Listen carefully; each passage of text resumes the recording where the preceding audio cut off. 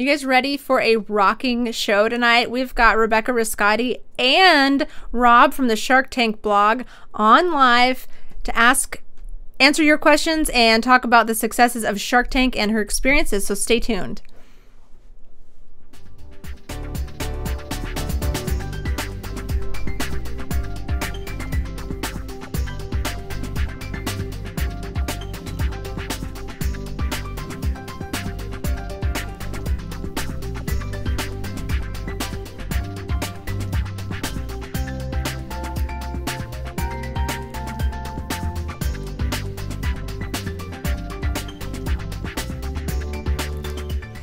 Thanks for joining us tonight, you guys. This is episode 56 of the Small Businesses Do It Better show.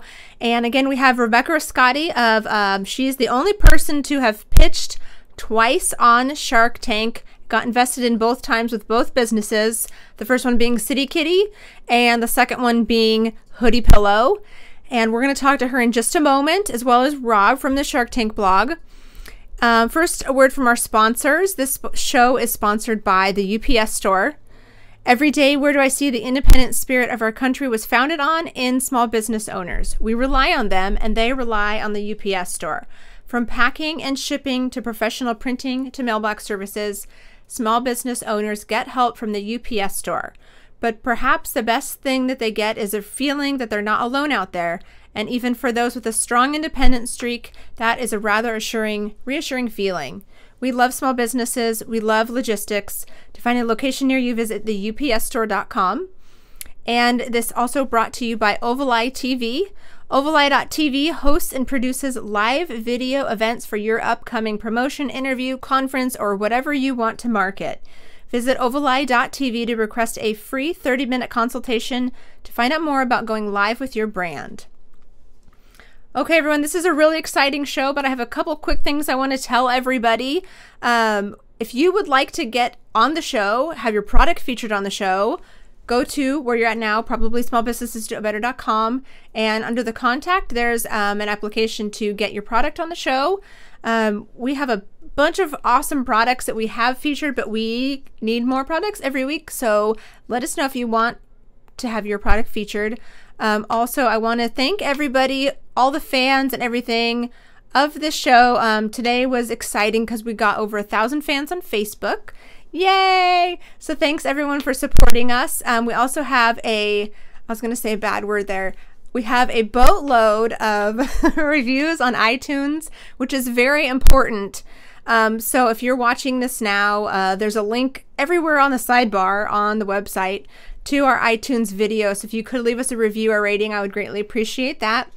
But without further ado, let's get everybody on here. So we have Rob Merlino from the Shark Tank blog, which is sharktankblog.com. He talks about interviews and updates, keeps everybody in the loop on what's going on with all things Shark Tank. So here's Rob in his sunglasses from Shark Tank. Proof.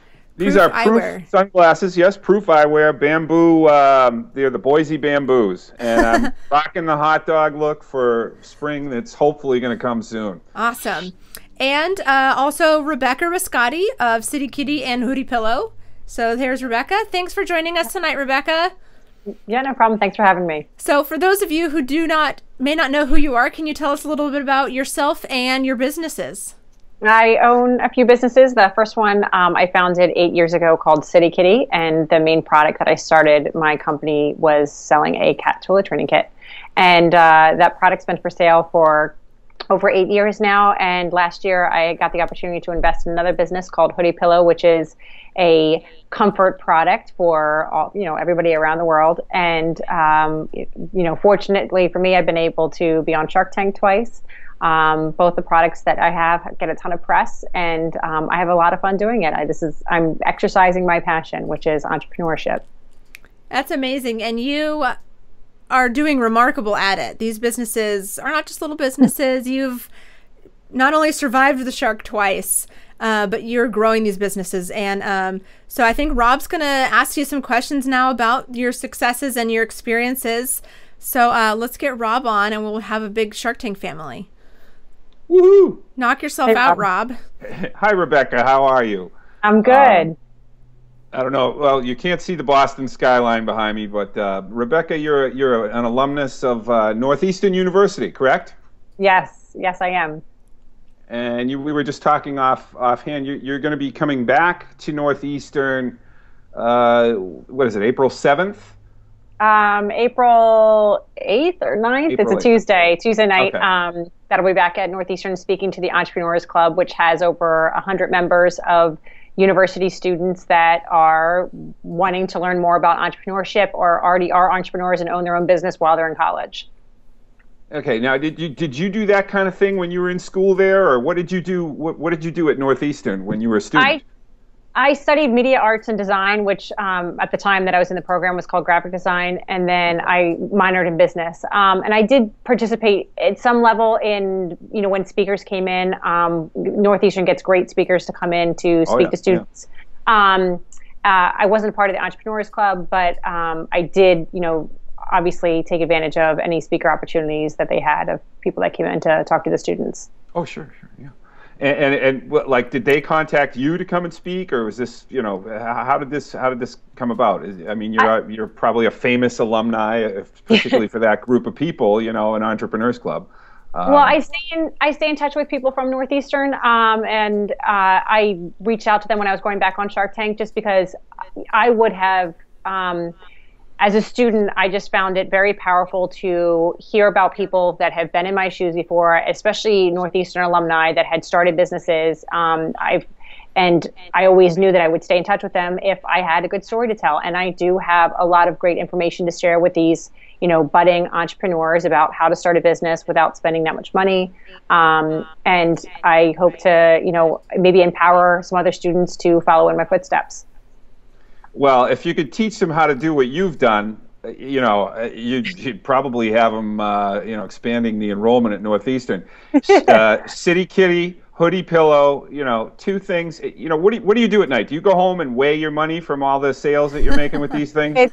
That's not what it's about. Really, I mean, for me, it's just really exciting to be able to launch consumer products. My lifelong passion has been consumer goods and the marketing of them, packaging redesign, figuring out the right messaging, figuring out the right branding, and connecting with consumers. And I am very fortunate that I'm able to do that through a series of products that my companies have launched. Okay. Now that gets me to another thing. You've got your own site, RebeccaRiscotti.com, where it's kind of like an incubator type of thing. Or why don't you explain that to what it is you're doing there, or what you're endeavoring to do with that site as far as helping other people get off the schneid, so to say, with their own products and ideas. Yeah, I mean, I think one of the hardest parts in entrepreneurship really is getting started and trying to learn the ropes and the things that you should and shouldn't do. And I've had a lot of people connect with me over the years since I started my first business, CitiKitty, and launching my own website, RebeccaRiscotti.com, just gave me the opportunity to not only just communicate with some of these entrepreneurs that want to get more information, but also to give them the opportunity if they wanted to present a product to me, because I am always looking for new products. That is how I came across HoodiePillow and ended up investing in that company, was because I was approached by somebody that had a product that they wanted me to get involved with. So the website gives those people the opportunity to do that. And then also I can do consulting services for small businesses, which I have done. And I find extremely fun because you're getting to do the best part about launching a business, which is really just, figuring out the best ways to brand and market it and message it.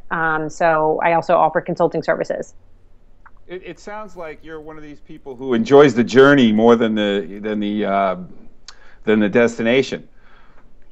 Yeah, absolutely. No, I mean, I have always loved the marketing of consumer goods. I don't know another way to say it. And I spent my time as a teenager reading books about, why we buy. And I just like doing it. So talking with other entrepreneurs gives me the opportunity to, exercise this, my passion with their products too.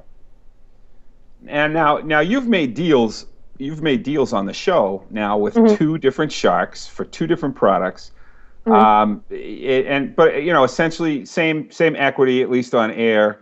you know, what was shown on air, the same equity, 20% for their or was it the same equity? It was 20% for both, was it not? Yeah. Mm-hmm. Yeah. Okay. Fact check. You know, can you get into maybe the differences of working with Kevin, working with Robert, you know, that kind of thing, the personalities of the sharks and how involved they are with you know, the ongoing separate little businesses there? Well, really, the goals of each of the individual deals is different. Even though I find the CitiKitty product and the HoodiePillow product very, very similar in the fact that they are this kind of novelty item that solves a problem and has broad appeal and mass appeal. The CitiKitty opportunity that I had with Kevin Harrington was to bring the product into the direct response industry, which is very different than what Robert does. So I was able to really kind of get my feet wet and learn from an expert in the industry and see if that was a great fit for CitiKitty. And then as far as Robert is concerned, his experience is in a completely different area than where Kevin Harrington's experience is in. So I've been fortunate that I was able to kind of go into Shark Tank and really get two totally different connections out of the TV show, because each of these individual sharks have a specialty area. You know, I was a little bit disappointed that nothing ended up working out with Damon John because he does have such experience in the textile industry. But, you know, those are the breaks when you film the show. Well, I wouldn't complain. I mean, you're not doing bad. Yeah, no, I'm not doing bad, but it's. I think each of these sharks has something very unique to offer. It's not like, you know, when you get something from one, you're I guess losing another opportunity with one of the other ones. So, I mean, I'm always looking to learn more, and that's what I've had the opportunity to do after filming Shark Tank, is learn from, you know, each of these individual sharks, and especially with from Kevin and from Robert. Well, what you need to do, Rebecca, is go on 4 more times, and then you make a deal with each of the other remaining sharks. I don't know how happy that would make the people that apply for Shark Tank if I just keep on going on there over and over again. Will you be going to any of the casting calls they just announced today? Yeah, right. I don't know if people would be happy to see me there. They might be annoyed. You'd become like the bad guy wrestler of Shark Tank. You know, she keeps coming back. I would keep. I mean, I have other products that are in the pipe right now, and I would love to go back on that show again. I find filming it extremely interesting, but also the experience of like all the stuff that you get to learn from doing it. It's priceless. It really is. Well, whatever it is, you seem to have the success formula on air, and then that leads me to something else. As you told me once that you wanted to be a shark. You're like, you said you're a mini, you know, you've made a big thing about you're a mini shark in training and this and that. Now, I mean, is anything going to come of that? Because it seems like you have the stuff. You certainly have the know-how with the you know, mass appeal consumer type products that you've hit it with well both times. Yeah, I mean, I think it really depends on what opportunities come in front of me, and I'm always open to lots of different things. I was open to starting my own business, investing in somebody else's business, going on TV for it, and you know, I'm open to anything that comes my way. I would love to. I mean, God, I would kill to be a shark, but I don't think I'm the billionaire that Kevin O'Leary and all them are. So I'd have to be investing with my pennies left over. Well, you know, sell a couple million more hoodie pillows, and then we'll chat. But no, I mean, I think, you know, you certainly you seem to have that kind of, you know, you have the presence, you're obviously smart enough, and you certainly think on your feet well. So I think you'd make a good shark, personally speaking. Well, I think it'd be great to have somebody on there that feels more like, not that the sharks don't feel relatable, they do, but like their success is so far beyond where you can even fathom yourself being as an entrepreneur that like, I think it'd be great to have somebody on there that, you know, is, you know, not so many leap years ahead, like steps ahead of where, you know, entrepreneurs want to be. But, you know, well, we'll see. I mean, what's the minimum? What's the minimum? I mean, 20 years doing what they're doing. I mean, it's not like they, you know, I mean, it's not an overnight thing for any one of them. I got another decade to go. So another 10 years and I'll be there. There you go. All right. Well, we'll be rooting for you. Hopefully the show will still be on the air. I've got a question really quick in the live chat from Joseph of Fuzzy Cover. He wants to know about your guidance around design patents, if they're necessary or not, and what you have to say about that. Well, I'm not a lawyer, so I have nothing to say about it. Oh, well, for Rebecca.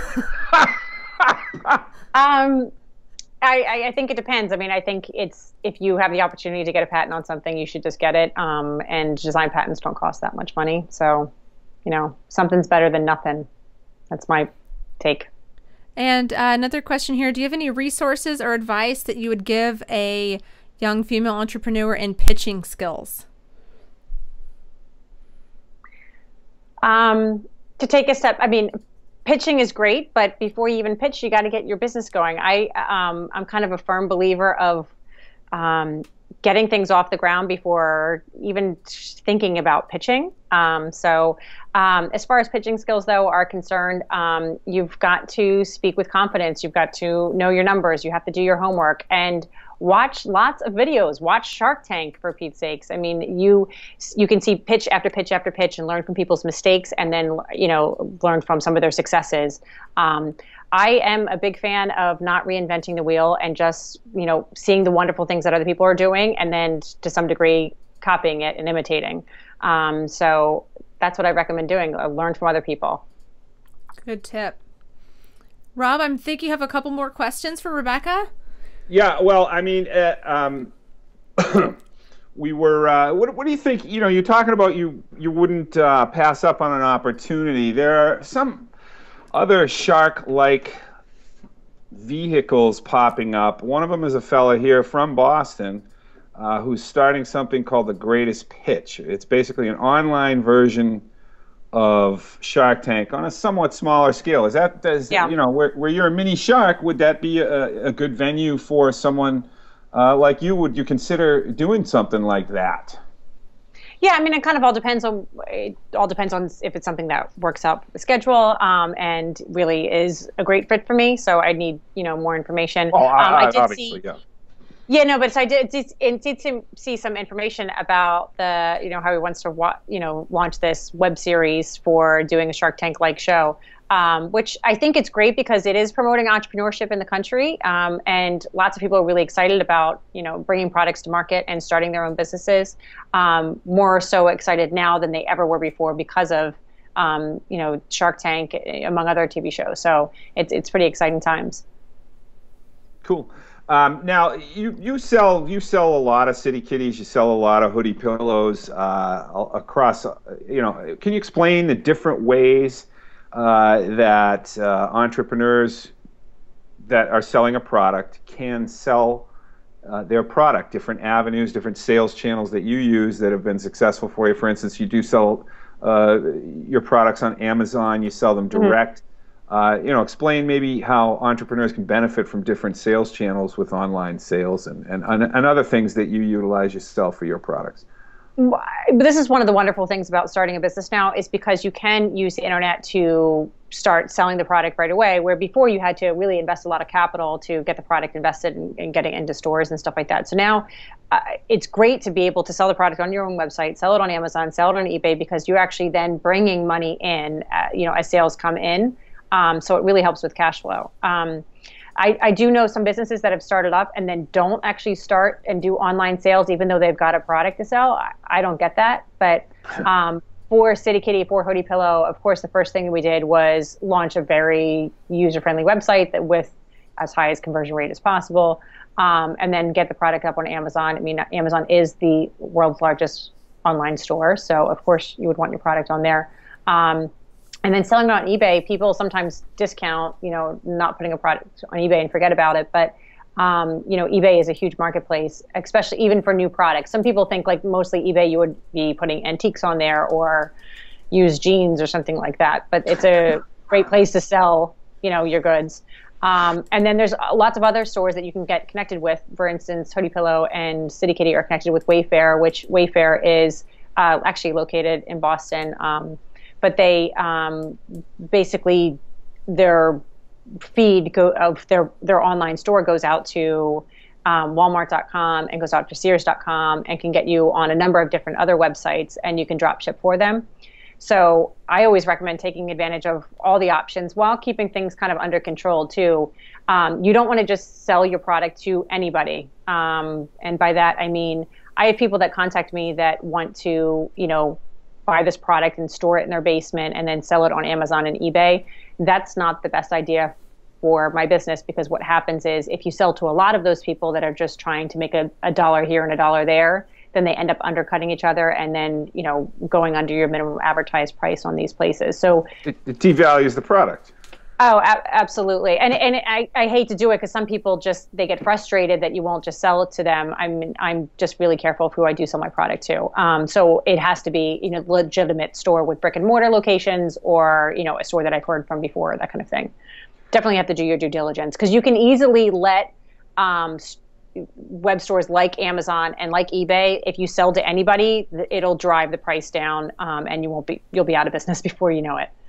Now, do you manage your eBay stores and your Amazon, or your eBay, you know, stores, or Amazon store, you know, however you want to phrase it? Do you manage those actively yourself, or do you work through distributors that sell on those, you know, you mentioned reputable people, so do you do that directly yourself, or do you have someone else like a distributor do that for you? CitiKitty and HoodiePillow does it directly. I mean, I don't actually do it myself. I have one of my employees do it, but you got a web guy.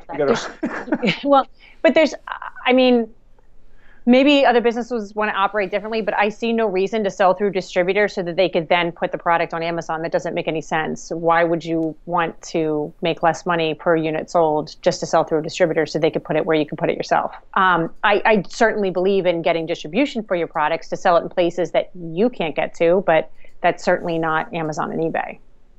Well, that brings up something that you told me when we spoke before, is that what you built with CitiKitty is essentially, you know, an entire model of how to sell a consumer product. You have the warehousing, you have you have all of those things in place, and you can plug in anything that fits, you know, your criteria for what's going to be a successful product. And is that something you could take anything into, or?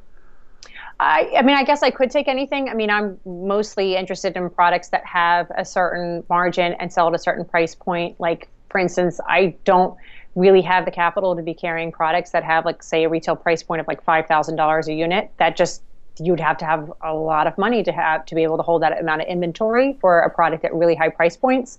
So I look for products that fit a certain price point and have enough margin to be able to sell in these places, and also turn over at a high enough quantity, because I don't like sitting on inventory. I like turning over my inventory monthly. So, you know, even though like what I look for is very, very broad, it kind of starts to get more narrow when you talk about price point and turnover of goods.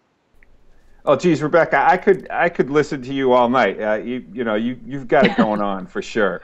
And I really want to get down to Northeastern to hear you talk, and maybe we can go for a hot dog. Okay, sounds good. Okay, Carissa, thanks a lot for having me. Thank you, Rob. Excellent questions. Rebecca, before you go, I want to thank you as well, because you had some phenomenal information. Make sure everybody knows where we can find you online. Tell us if you got any events coming up that you're speaking at, about your consulting website if they want to reach you there. Yeah, no, I got a bunch of different websites: CitiKitty.com, HoodiePillow.com, and RebeccaRiscotti.com, and TunaTreats.com. So it could go on and on. We've got a number of different businesses. But this coming week, I'm going to be at Eastern University, which is in Media, Pennsylvania. And I'm also going to be at Babson College, which is in New York, for a rocket pitch, which is basically like a Shark Tank thing. And then in a week from now, I'll be at Northeastern University for their Entrepreneurs Club. Very cool. Well, thank you again for joining us. Excellent information, and congratulations on all of your businesses. Maybe we will see you on Shark Tank again. Yeah. All right. Great. Thanks so much. Four more times. Yeah. 4 more times, Rob says. Well, thank you very much, nonetheless. You are doing a great job and definitely a great person to get information from. So thanks for letting us pick your brain. Yes. Rob, thank you again for chatting with me tonight and interviewing Rebecca. Everybody who watches Shark Tank needs to visit sharktankblog.com. This man right here is the one who's responsible for all of the updates. He posts things before they're even on the show, so if you want to know what the heck is going to happen, he has it on his website. So be sure to check it out, sharktankblog.com. And his name is Rob. He's also Hot Dog Man 1964 on Twitter. there's a spoiler this week. Okay, so hit up his website and see what this spoiler is. It's been a few weeks since we've had a new episode, so. Yep. Awesome. Well, thank you, Rob. Thanks, Carissa. Always a pleasure. Thank you. Nice to not have technical difficulties this evening. Everything went smooth, knock on wood. Okay, so keeping with the Shark Tank theme, the product we're going to feature tonight is Soundbender. And you guys all remember Rabbi Moshe Weiss, who pitched this on the Shark Tank. Hilarious pitch, very memorable. Loved it. Okay, so I can't do this demonstration like he did, but he had this giant carousel that he turned around to reveal the Soundbender, which is this tiny little product right here. And it magnet clips over the speaker onto your iPad. So you just slide it on there and it sucks it on. So that's all it is right there. And I'm going to demo it for you. And of course, I'm using Shark Tank. I'm going to use the Steve Gadlin I Want to Draw a Cat for You song. So let me play it really quick and I'll add the Soundbender so you guys can hear the difference.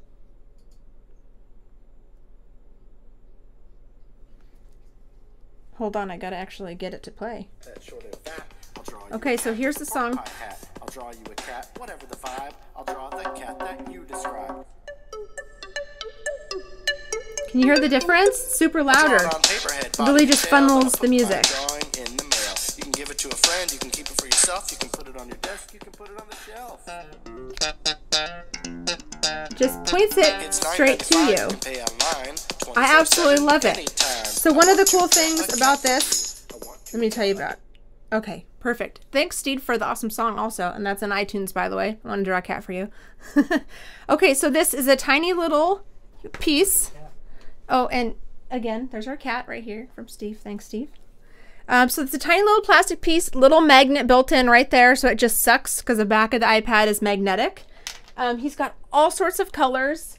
Comes in this nice little packaging. So this is the black one.